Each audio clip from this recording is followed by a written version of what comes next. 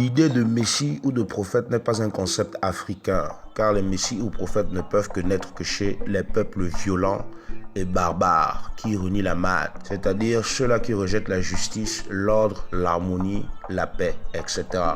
Nous, Africains, nous n'avons ni besoin du Dieu des religions dites révélées qui n'existent pas, ni de ces prophètes qui n'ont jamais existé, car notre spiritualité nous enseigne ce que c'est que le bien et le mal. Elle nous enseigne qu'il faille toujours faire la différence entre ce qui est bien et mauvais. Nous savons nous comporter vis-à-vis de la nature incorruptible, et cela depuis des millénaires. Il faut comprendre ici qu'à travers l'initiation africaine, chaque individu qui suit son parcours initiatique connaît très bien son rôle, sa place et les lois qu'il ou elle devrait appliquer et respecter au quotidien. Ceci dit, chacun sait ce qu'il doit faire. C'est pour cette raison que dans la pensée africaine authentique, nous n'avons nullement besoin du message d'un prophète, d'un messie ou encore d'un sauveur. Ce sont nos actes qui comptent et qui nous permettent d'atteindre le rang d'ancêtres méritants. Ceci s'explique également en raison du fait que nos sociétés sont organisées et fondées sur le principe de la communauté et non sur l'individualisme. L'idée même d'une société communautaire est reflétée encore aujourd'hui à travers les corps de garde dans nos villages africains. C'est donc la communauté qui prime et non un seul individu. Un individu en dehors du groupe ne représente rien. Aucune personne n'aurait à elle seule la capacité d'agir individuellement pour le bien de tous, comme le ferait un prophète ou sauveur. Ça n'existe pas en Afrique authentique. Un initié qui a beaucoup de connaissances n'est pas un messie ou un sauveur, mais juste un aîné ou guide.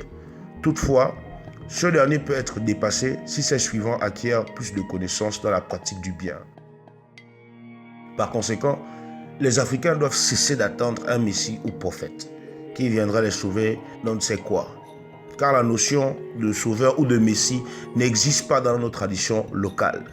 Le fils d'Imana ou Osare n'est pas un sauveur ni même un prophète. Il n'est juste qu'un guide spirituel ou un grand frère. Alors certes, il est le maître de la Maat, mais si ce dernier a réussi à obtenir ce statut de Neb Maat ou maître de la Maat, tout en étant un ancêtre divinisé et méritant, c'est tout simplement parce que selon les mythes anciens, il fut le premier à avoir pratiqué parfaitement les enseignements initiatiques liés à la Maat.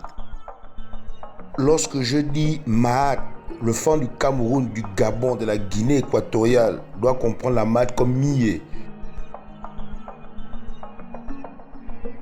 mais aussi les enseignements du Mvet, ainsi que la connaissance des Yo. Lorsque je dis Maat, le Bassa du Cameroun dit le Mbongbok. Le Wolof du Sénégal doit comprendre Maat comme le Mbok. Le Congolais, ainsi que les Angolais, lorsqu'ils entendent Maat, ils doivent comprendre ça comme le Mongi ou le Moka en Lingala. Chez les Akans de Côte d'Ivoire, Maat c'est Mpo. Chez les Moussi au Burkina Faso, il faut comprendre Maat comme Mogo. Il en est de même chez les Soninké, etc. Il ne s'agit donc pas de prier Osare, comme le feraient les religieux des religions dites révélées qui prient des dieux comme Allah et Yahvé, qui n'existent pas. Mais il s'agit ici de s'unir et d'adhérer au principe de la communauté, de respecter cet idéal qui est la Maat, d'appliquer les lois de cette dernière qui nous permettront d'atteindre le statut de maître ou maîtresse de la Maat. En pratiquant les lois de la Maat, cela permet aussi à notre nom de ne jamais disparaître de l'histoire de l'humanité. Car il faut vous mettre dans la tête que lorsque vous vous considérez comme un kémite, vous avez pour objectif de façonner le monde à travers vos œuvres et ces œuvres doivent être des œuvres d'éternité, ce qui vous conduira au rang d'ancêtre méritant. Au tap.